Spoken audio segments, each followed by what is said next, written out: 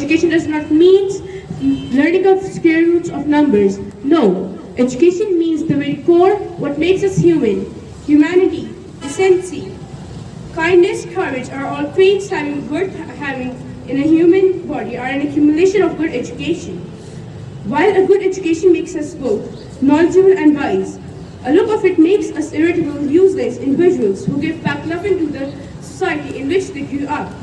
As Pakistanis, even our founder, the great Muhammad Ali Jinnah, put great emphasis on the fact that education was as necessary as oxygen for the successful advent of humanity. Keeping this in mind, we see not a lot of people follow this ideology. Education, unfortunately, is not being given the importance that it should. People know the facts. Our education does not mean learning of square roots of numbers. No, education means the very core, what makes us human.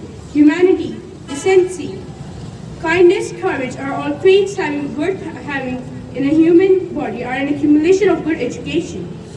While a good education makes us both knowledgeable and wise, a look of it makes us irritable,